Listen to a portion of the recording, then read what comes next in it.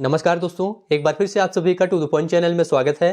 दोस्तों, आज के इस वीडियो में यूपी टेट एग्जाम के लिए सामाजिक विज्ञान के टॉप 30 प्रश्नों को देखेंगे। आप लोग इस वीडियो को पूरा ध्यान से देखिए, यह आपके यूपी टेट एग्जाम के लिए काफ़ी ज़्यादा इंपॉर्टेंट है। एक एक प्रश्न आप लोग ध्यान से देखिए और प्रत्येक प्रश्न का उत्तर आप लोग कमेंट में जरूर बताइए। तो चलिए शुरू करते हैं। पहला प्रश्न आपके सामने है, आप लोग इसका आंसर बताइए। दीन-ए इलाही की स्थापना किसने की थी? ऑप्शन है मोहम्मद गजनबी, हुमायूं, अकबर, शेरशाह सूरी। यहां पर दोस्तों आपका सही जवाब क्या है, आप लोग बताइए। देखिए दोस्तों, दीन-ए इलाही धर्म की स्थापना अकबर ने की थी, इसको ध्यान रखिएगा। अगर पूछा जाए दीन-ए इलाही धर्म की स्थापना अकबर ने कब की थी, तो इसका जवाब है दोस्तों 1582 में की थी, इसको ध्यान रखिएगा। ठीक है, दीन-ए इलाही को क्या कहा जाता है दोस्तों? दीन-ए इलाही को तौहीद-ए-इलाही के नाम से भी जाना जाता है। तौहीद-ए-इलाही के नाम से भी जाना जाता है। बात करें दोस्तों अकबर के बारे में, तो अकबर का शासनकाल कब से कब तक है? इसका शासनकाल दोस्तों याद रखिएगा 1556 से लेकर के 1605 तक है। ठीक है, अकबर का शासनकाल 1556 से 1605 तक है। अगला प्रश्न देखेंगे। अगला प्रश्न है, निम्न में से किसे भारतीय नेपोलियन कहा जाता है? ऑप्शन है चंद्रगुप्त, हर्षवर्धन, चंद्रगुप्त विक्रमादित्य, समुद्रगुप्त। यहां पर आपका सही जवाब क्या है, आप लोग बताइए। भारत का नेपोलियन किसे कहा जाता है? आपका सही जवाब है दोस्तों समुद्रगुप्त को। समुद्रगुप्त को दोस्तों भारत का नेपोलियन कहा जाता है। किसने कहा है दोस्तों भारत का नेपोलियन? एक इतिहासकार थे विंसेंट स्मिथ।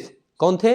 Vincent Smith. इन्होंने दोस्तों इनके विजय अभियान को देखते हुए इन्हें भारतीय नेपोलियन कहा। तो समुद्रगुप्त के बारे में ध्यान रखिएगा दोस्तों, इनका शासनकाल कब से कब तक है? इनका शासनकाल दोस्तों 335 से लेकर के 375 तक है। ठीक है, 335 से लेकर के 375 तक का समय ये समुद्रगुप्त का समय माना जाता है। अगला प्रश्न देखेंगे, त्रिपिटक ग्रंथ किस धर्म से संबंधित है? आपको बताना है। ऑप्शन है वैदिक धर्म, बौद्ध धर्म, जैन धर्म, शैव धर्म। यहां पर आपका सही जवाब क्या है?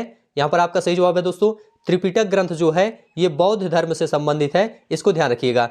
बौद्ध ग्रंथ में दोस्तों 3 पिटक बताए गए हैं। कौन कौन है? सुत्त पिटक, विनय पिटक, अभिधम्म पिटक। ये 3 पिटक हैं बौद्ध धर्म में। यहां पर आपका बी ऑप्शन बिल्कुल सही है। अगला प्रश्न देखेंगे।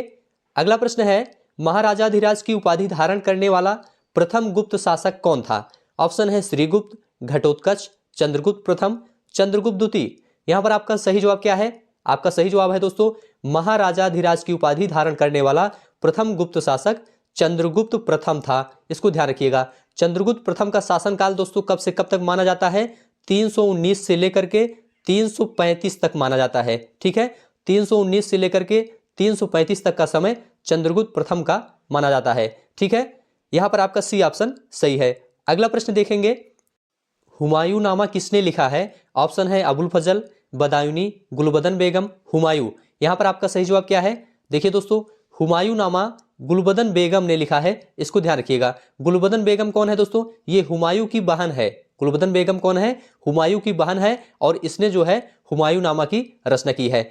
और अबुल फजल की बात करते हैं दोस्तों, अबुल फजल ने दोस्तों आईने अकबरी और अकबरनामा की रचना की है, इसको ध्यान रखिएगा। पूछा जाता है अकबरनामा की रचना किसने की है या आईने अकबरी की रचना किसने की है, तो अबुल फजल ने की है, इसको ध्यान रखिएगा। चलिए अगला प्रश्न देखेंगे, भारत में परमाणु शक्ति का केंद्र कौन सा है? आपको बताना है। ऑप्शन है डिगबोई, दूसरा ऑप्शन है चंद्रपुर, रानीगंज, कलपक्कम। यहां पर आपका सही जवाब क्या है, आप लोग बताइए। आपको बताना है भारत में परमाणु शक्ति का केंद्र कौन सा है, तो आपका राइट आंसर है दोस्तों कलपक्कम। डी ऑप्शन आपका यहां पर सही है। ठीक है, डी ऑप्शन आपका सही है, कलपक्कम। कलपक्कम दोस्तों ये परमाणु विद्युत केंद्र कहां स्थित है? अगर पूछा जाए तो ये तमिलनाडु राज्य में स्थित है, इसको ध्यान रखिएगा। और पूछा जाए इसकी स्थापना कब की गई थी, तो 1983 में इसकी स्थापना की गई थी, इसको भी ध्यान रखिएगा। किसके सहयोग से की गई थी? रूस के सहयोग से की गई थी। चलिए अगला प्रश्न देखेंगे, पृथ्वी एवं सूर्य के मध्य, यहां सूर्य रहेगा दोस्तों, पृथ्वी एवं सूर्य के मध्य अधिकतम दूरी की स्थिति को किस नाम से जानते हैं? ऑप्शन है उपसौर, अपसौर, विषुव या संचालन। यहां पर आपका सही जवाब है दोस्तों पृथ्वी एवं सूर्य के मध्य अधिकतम दूरी को अपसौर कहा जाता है, इसको ध्यान रखिएगा। और पृथ्वी एवं सूर्य के मध्य न्यूनतम दूरी को क्या कहा जाता है? उपसौर कहा जाता है। न्यूनतम दूरी को दोस्तों उपसौर कहा जाता है और अधिकतम दूरी को क्या कहा जाता है?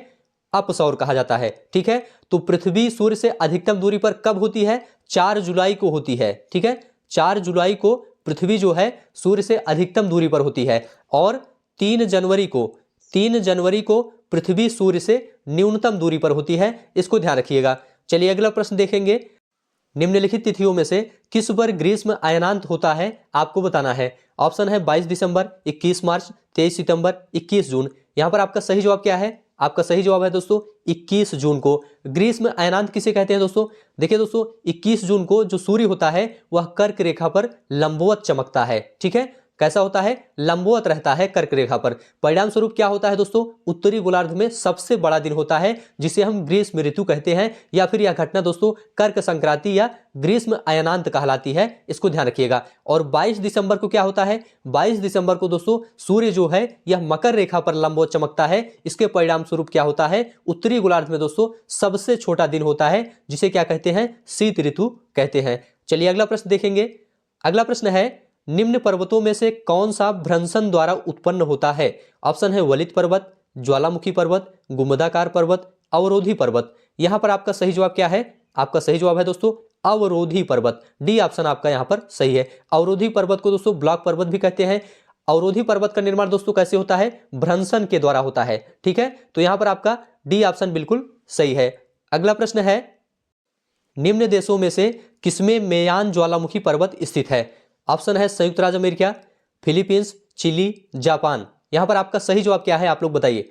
देखिए दोस्तों मेयान ज्वालामुखी जो है यह फिलीपींस में स्थित है, इसको ध्यान रखिएगा। मेयान ज्वालामुखी दोस्तों एक सक्रिय ज्वालामुखी है और यह फिलीपींस के लुजाने द्वीप पर स्थित है। यह भी याद रखिएगा, किस द्वीप पर है? लुजाने द्वीप पर स्थित है। चलिए अगला प्रश्न देखेंगे।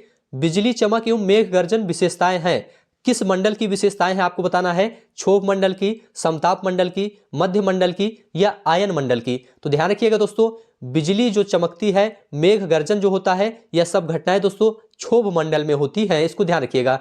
गर्जन जो हो गया, आंधी, वर्षा, तूफान, ये सभी दोस्तों क्षोभ मंडल में होती हैं। और समताप मंडल की बात करें तो समताप मंडल में दोस्तों वायुयान उड़ते हैं। ठीक है, वायुयान उड़ाने की जो है सबसे आदर्श दशाएं मानी जाती हैं समताप मंडल में। तो यहां पर दोस्तों आपका बिजली चमक एवं मेघ गर्जन विशेषताएं पूछा गया है, तो क्षोभ मंडल की बिल्कुल सही है। अगला प्रश्न देखेंगे। निम्न में से कौन सी शीत महासागरीय धारा है, आपको बताना है। ऑप्शन है ब्राजील धारा, क्यूरेसियो धारा, बेंगुएला धारा, गल्फ स्ट्रीम धारा। यहां पर आपका सही जवाब क्या है, आप लोग बताइए। देखिए दोस्तों शीत महासागरीय धारा कौन सी है? बेंगुएला धारा है, इसको ध्यान रखिएगा। यहां पर आपका सी ऑप्शन सही है। बेंगुएला जलधारा दोस्तों ये दक्षिणी अटलांटिक महासागर की एक ठंडी जलधारा है, इसको ध्यान रखिएगा। किस महासागर की है? दक्षिणी अटलांटिक महासागर की है। सी ऑप्शन आपका यहां पर सही है। अगला प्रश्न है, सूचना का अधिकार अधिनियम कब पारित किया गया? ऑप्शन है जुलाई 2007, जून 2006, मार्च 2005, जून 2005। यहां पर आपका सही जवाब क्या है? आपका सही जवाब है दोस्तों जून 2005। याद रखिएगा दोस्तों सूचना का अधिकार अधिनियम 15 जून 2005 को 15 जून 2005 को संसद में पारित किया गया। 15 जून 2005 को संसद में पारित किया गया और 12 अक्टूबर 2005 को यह जो है पूरे देश में प्रभावी हुआ। यहां पर आपका डी ऑप्शन बिल्कुल सही है। अगला प्रश्न है, भारत में दल विहीन लोकतंत्र का प्रस्ताव सर्वप्रथम किसने प्रस्तुत किया? आपको बताना है। ऑप्शन है जयप्रकाश नारायण, एम.एन. रॉय, महात्मा गांधी, विनोबा भावे। यहां पर आपका सही जवाब क्या है? आपका सही जवाब है दोस्तों भारत में सर्वप्रथम दल विहीन लोकतंत्र का प्रस्ताव लोकनायक जयप्रकाश नारायण ने प्रस्तुत किया था। यहां पर आपका ए ऑप्शन बिल्कुल सही है, जयप्रकाश नारायण। अगला प्रश्न देखेंगे, संविधान में मूल कर्तव्यों को किस समिति की अनुशंसा पर शामिल किया गया? आपको बताना है। ऑप्शन है कड़सिंह समिति, कृपलानी समिति, स्वर्ण सिंह समिति, अशोक मेहता समिति। यहां पर आपका सही जवाब क्या है दोस्तों? आपका सही जवाब है स्वर्ण सिंह समिति। सी ऑप्शन आपका यहां पर सही है। देखिए दोस्तों सरदार स्वर्ण सिंह की सिफारिश पर भारत के संविधान में 42वें संविधान संशोधन द्वारा अधिनियम 1976 42वें संविधान संशोधन द्वारा अधिनियम 1976 के द्वारा अनुच्छेद 51 का, याद रखिएगा, अनुच्छेद 51 का के रूप में मौलिक कर्तव्य को शामिल किया गया। तो मौलिक कर्तव्य को किस देश से लिया गया है अगर यह पूछा जाए तो रूस के संविधान से लिया गया है। इसको भी आप लोग ध्यान में रखिएगा। अगला प्रश्न देखेंगे, वित्त आयोग के गठन का प्रावधान भारतीय संविधान के किस अनुच्छेद में है? आपको बताना है। अनुच्छेद 280, 270, 380, 180। यहां पर आपका सही जवाब है दोस्तों वित्त आयोग के गठन का प्रावधान भारतीय संविधान के अनुच्छेद 280 में है। यहां पर ए ऑप्शन आपका बिल्कुल सही है। देखिए दोस्तों, वित्त आयोग का मुख्य कार्य क्या होता है? इसका मुख्य कार्य होता है राज्य और केंद्र सरकारों के बीच वित्त का आवंटन करना। यहां पर आपका ये ऑप्शन सही है, अनुच्छेद 280। अगला प्रश्न है, संवैधानिक प्रश्नों की सुनवाई निम्न में से कितने न्यायाधीश करते हैं? तो संवैधानिक प्रश्नों की सुनवाई कुल 5 न्यायाधीश करते हैं। इसको ध्यान रखिएगा, संवैधानिक प्रश्नों की सुनवाई के लिए दोस्तों 5 न्यायाधीशों की बेंच गठित की जाती है। यहां पर यह ऑप्शन आपका सही है। लोक अदालत द्वारा पहली बार मुकदमों की सुनवाई कब की गई, आपको बताना है। ऑप्शन है 6 अक्टूबर 1985, 4 अप्रैल 1977, 26 जनवरी 1950, 23 सितंबर 2013। यहां पर आपका सही जवाब क्या है? आपका सही जवाब है दोस्तों 6 अक्टूबर 1985 को। ध्यान रखिएगा दोस्तों, भारत में लोक अदालत की जो पहली सुनवाई थी वह 6 अक्टूबर 1985 को दिल्ली में की गई थी। इसको ध्यान रखिएगा, यहां पर आपका ए ऑप्शन सही है। संविधान सभा किसके अंतर्गत स्थापित की गई थी, आपको बताना है। ऑप्शन है Cripps mission, cabinet mission, Wavell plan, Nehru report. यहां पर आपका सही जवाब क्या है? आपका सही जवाब है दोस्तों संविधान सभा कैबिनेट मिशन के अंतर्गत स्थापित की गई थी। कैबिनेट मिशन दोस्तों भारत कब आया था? भारत दोस्तों ये 1946 में आया था कैबिनेट मिशन, और कैबिनेट मिशन के ही सिफारिश पर दोस्तों जुलाई 1946 में संविधान सभा का गठन भी किया गया था। ठीक है, और पूछा जाता है कि संविधान सभा की प्रथम बैठक कब हुई थी? तो याद रखिएगा 9 दिसंबर 1946 को। 9 दिसंबर 1946 को संविधान सभा की प्रथम बैठक हुई थी, जिसकी अध्यक्षता दोस्तों डॉक्टर सच्चिदानंद सिन्हा ने की थी। डॉक्टर सच्चिदानंद सिन्हा दोस्तों ये अस्थायी अध्यक्ष थे। इनके बाद जो है अस्थायी अध्यक्ष बनाया गया डॉक्टर राजेंद्र प्रसाद को। यहां पर बी ऑप्शन आपका सही है। अगला प्रश्न है, पंडित सारंग देव द्वारा रचित ग्रंथ का नाम क्या है, आपको यह बताना है। ऑप्शन है आपके सामने संगीत सुधाकर, संगीत दिवाकर, संगीत शास्त्र, संगीत रत्नाकर। यहां पर आपका सही जवाब क्या है, आप लोग बताइए। देखिए दोस्तों, पंडित सारंग देव द्वारा रचित ग्रंथ का नाम है संगीत रत्नाकर। यहां पर दोस्तों आपका डी ऑप्शन बिल्कुल सही है। अगला प्रश्न देखेंगे, सभी प्रश्न ध्यान से देखते चलिए। भारत में सांगीतिक विकास के क्रम में किस काल को स्वर्णयुग कहा जाता है, आपको बताना है। ऑप्शन है मध्यकाल, प्राचीन काल, ब्रिटिश काल या आधुनिक काल। यहां पर आपका सही जवाब क्या है? आपका सही जवाब है दोस्तों भारत में सांगीतिक विकास के क्रम में मध्यकाल को स्वर्णयुग कहा जाता है। यहां पर दोस्तों आपका ए ऑप्शन बिल्कुल सही है। अगला प्रश्न देखेंगे। अगला प्रश्न है, क्रमिक पुस्तक मालिका किसने लिखी है? क्रमिक पुस्तक मालिका किसने लिखी है, आपको बताना है।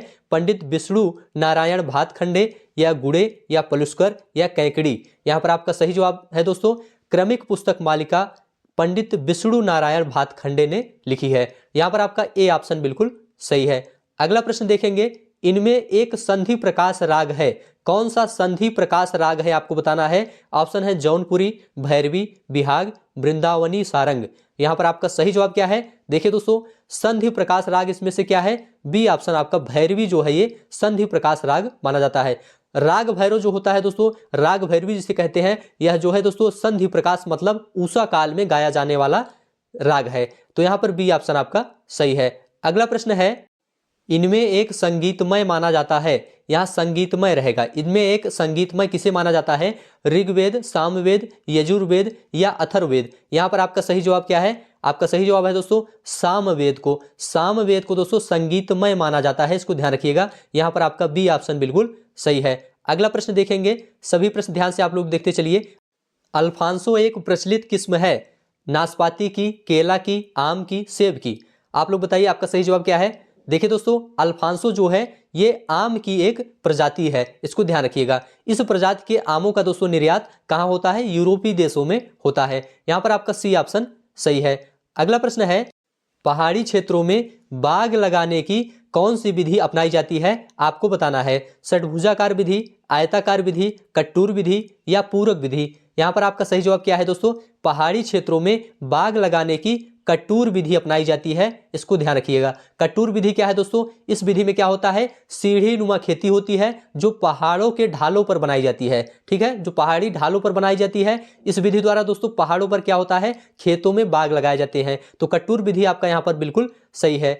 अगला प्रश्न है, जेली बनाने के लिए अति आवश्यक क्या है, आपको बताना है। ऑप्शन है साइट्रिक एसिड, फल का गूदा, नमक, पेक्टिन। यहां पर आपका सही जवाब है दोस्तों जेली बनाने के लिए पेक्टिन जो होता है यह अति आवश्यक होता है। पेक्टिन क्या होता है दोस्तों? पेक्टिन दोस्तों पादपों की जो कोशिका भित्ति होती है उससे निर्मित एक चिपचिपा पदार्थ होता है। इसका प्रयोग दोस्तों जैम और जेली बनाने में किया जाता है। यहां पर आपका डी ऑप्शन बिल्कुल सही है।